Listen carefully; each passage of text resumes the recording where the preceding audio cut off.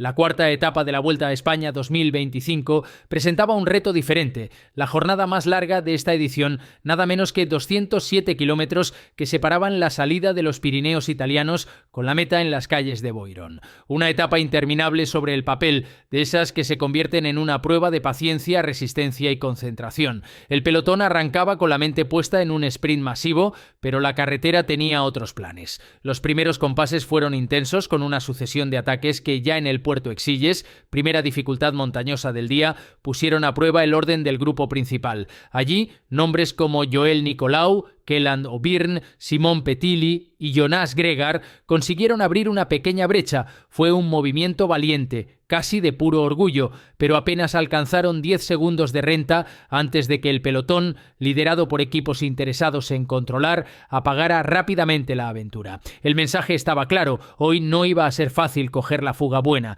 y sin embargo, como ocurre tantas veces en el ciclismo, la insistencia tuvo su recompensa. Camino del Col de Montgenèvre se formó la escapada que marcaría la primera parte de la jornada. Allí se destacaron 5 corredores: Mario Aparicio del Burgos Burpelet BH, Joel Nicolau, Camille Bonneu, Louis Vervaeke y el estadounidense Sean Quinn. Este quinteto, bien avenido y con fuerzas frescas, logró abrir una diferencia importante. En apenas unos kilómetros, la ventaja superó los 2 minutos y medio, para estabilizarse después cerca de los 4 minutos sobre un pelotón que no se alteraba demasiado, confiado en que el control estaba garantizado. La fuga se consolidaba en las rampas de Montgenèvre y más tarde en el llano, mientras por detrás el gran grupo rodaba a buen ritmo pero sin ceder la iniciativa. Los nombres en cabeza no asustaban a los favoritos, pero la historia de la etapa ya estaba en marcha. Burgos Burpelet volvía a mostrar ambición, EF y Lotto aportaban representación, y todos sabían que en una jornada tan larga, cada minuto fuera del pelotón podía ser oro para equipos que buscaban protagonismo. El día se había encendido pronto, y aunque el final prometía sprint, los corredores en fuga soñaban con resistir lo imposible. Con la fuga ya establecida tras el Col de Montgenèvre, la etapa entraba en una fase de control relativo. Los 5 aventureros, Aparicio, Nicolau, Bonneu, Vervaeke y Quinn, rodaban con entendimiento, conscientes de que la única manera de prolongar su sueño era colaborar a la perfección. La diferencia se mantenía en torno a los 3 minutos y medio, un margen cómodo pero insuficiente en una jornada tan extensa, donde el pelotón siempre sabe medir los tiempos. El trabajo de los equipos grandes estaba perfectamente calculado, ni demasiada distancia para dar alas a la escapada, ni tan poca como para obligar a gastar energías antes de tiempo. El gran golpe para la fuga llegó cuando Burgos Burpelet BH perdió a uno de sus hombres clave.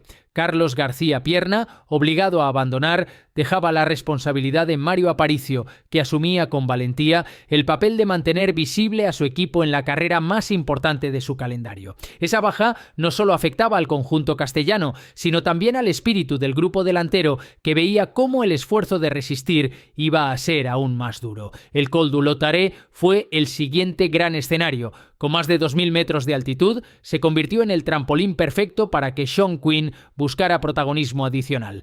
El estadounidense del EF aceleró en las rampas más duras, dejando a sus compañeros unos metros atrás y asegurándose pasar en solitario por la cima, llevándose los valiosos puntos de la montaña. Era un premio simbólico, pero también un gesto de ambición en una etapa donde la gloria parecía reservada para los velocistas. Tras la cima, el rápido descenso puso a prueba la técnica de los escapados. Quinn llegó a abrir medio minuto de diferencia sobre sus compañeros, pero el terreno abierto y el desgaste acumulado le obligaron a levantar el pie. Poco después, la fuga se reagrupó, aunque ya no con la misma frescura. La ventaja sobre el pelotón se reducía poco a poco. Alpecin, Lidl Trek e Israel Premier Tech habían tomado las riendas en la parte trasera, marcando un ritmo sólido que recortaba segundos sin necesidad de un gasto excesivo. La escapada, aunque heroica, empezaba a oler a condena. Los favoritos no corrían riesgos y el guión de sprint masivo parecía más cerca. A falta de 90 kilómetros para meta, el pulso de la fuga principal ya estaba sentenciado. Los equipos de los velocistas habían apretado lo justo y el quinteto inicial se veía absorbido por un pelotón que no estaba dispuesto a regalar nada en la etapa más larga de la vuelta. El guión parecía escrito, llegada masiva. Sin embargo, en el ciclismo siempre hay espacio para la valentía y ese hueco lo ocuparon corredores dispuestos a desafiar la lógica. Fue de nuevo Burgos Burpelet BH quien puso picante a la jornada. jornada. Primero con Mario Aparicio, que trató de prolongar el protagonismo de su equipo tras el abandono de Carlos García Pierna, y más tarde con Sinué Fernández, que se lanzó en solitario a falta de 79 kilómetros. Su ataque casi de rabia fue una exhibición de resistencia. Rodando con potencia, llegó a abrir un margen de unos 40 segundos sobre el pelotón. No era mucho, pero suficiente para obligar a los equipos de los sprinters a seguir tensando la cuerda. Fernández mantuvo la cabeza de carrera durante más de 30 kilómetros, enfrentándose a repechos duros y a la fatiga de un día larguísimo. El público reconocía el mérito porque escapadas así, aunque condenadas, son el alma del ciclismo. Su aventura terminó a 47 de meta, cuando la fuerza colectiva del pelotón lo alcanzó, pero dejó la sensación de que el Burgos había honrado la etapa con orgullo. El protagonismo cambió entonces de manos. Tras el sprint intermedio de Noyarey, con Pedersen sumando puntos y segundos, llegó el momento de Bruno Armirail. El francés del Decathlon AG2R, especialista en rodar en solitario, aprovechó un instante de relajación para abrir hueco a 30 kilómetros de la meta. Su apuesta fue tan arriesgada como calculada. En carreteras anchas y rectas sabía que el esfuerzo sería titánico, pero confió en su motor de contrarrelojista. Logró alcanzar casi 50 segundos de renta, lo que obligó al pelotón a reorganizarse. Sin embargo, la amplitud de la carretera jugaba en su contra. Sin curvas ni obstáculos, los equipos de velocistas podían medir perfectamente la distancia. A falta de 15 kilómetros, el sueño de Armirail se acabó. El pelotón lo devoró con voracidad, demostrando que la llegada masiva ya era inevitable. El sprint intermedio de Noyarey fue uno de esos momentos que demuestran que en la Vuelta cada detalle cuenta. No solo se trataba de puntos para la clasificación por regularidad, también había segundos de bonificación en juego, y eso bastó para encender las alarmas entre los favoritos. Mas Pedersen, fiel a su estilo combativo, no desaprovechó la ocasión y se impuso con autoridad.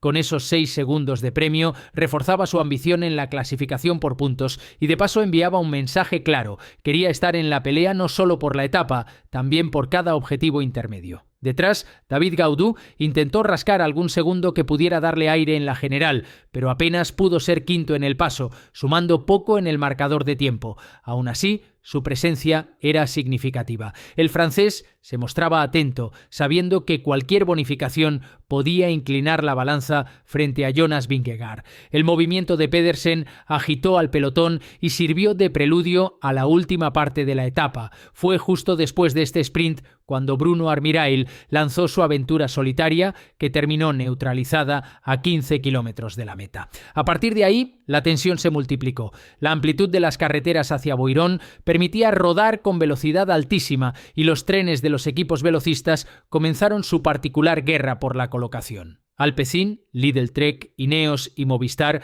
se alineaban en la parte delantera, cada uno defendiendo su espacio, conscientes de que un mal posicionamiento en los últimos kilómetros podía ser letal. La batalla por las primeras posiciones del pelotón fue feroz. Los gregarios se exprimían, abriéndose uno tras otro, dejando paso a los lanzadores. La tensión era palpable. Cualquier enganchón, cualquier despiste podía mandar al traste las opciones de los favoritos al sprint. Mientras tanto, el Visma se limitaba a custodiar a Vingegaard sin intención de disputar la llegada, pero con la misión clara de evitar sobresaltos y mantener al danés a salvo en la general. A medida que se entraba en los últimos 5 kilómetros, la carrera se convirtió en un auténtico espectáculo de velocidad. El olor a sprint masivo estaba en el aire y los aficionados sabían que lo mejor aún estaba por llegar.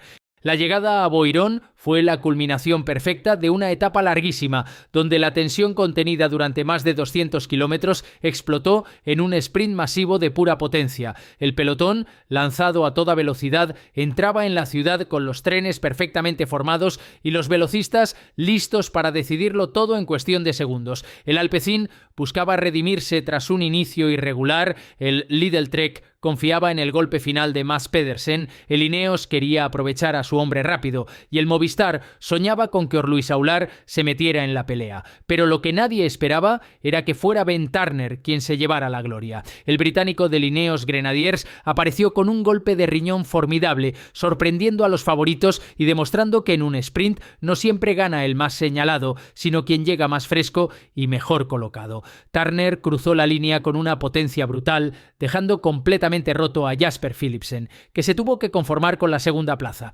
Edward Planck-Aert, con Completó el podio, mientras Sor Luis Aular firmaba un meritorio octavo puesto para el Movistar, confirmando que está en un estado de forma excelente. Mads Pedersen, pese a las bonificaciones que había rascado antes, solo pudo ser sexto, víctima de un desgaste que le impidió rematar en el momento clave. La llegada dejó imágenes de pura épica. Philipsen, derrotado pese a la entrega de su equipo, Pedersen, impotente ante la velocidad de sus rivales, y Turner celebrando una de las victorias más importantes de su carrera. Pero la gran noticia del día estaba en la clasificación general. Con el empate de tiempos entre Jonas Vingegaard y David Gaudu, la Vuelta aplicó la norma de puestos en meta y fue el francés quien, gracias a su mejor resultado en Boirón, se vistió con el maillot rojo de líder. Un cambio simbólico, pero cargado de significado. El Groupama FDJ ponía a su hombre al frente de la carrera, demostrando que Gaudu no solo está fuerte, sino que también sabe moverse con inteligencia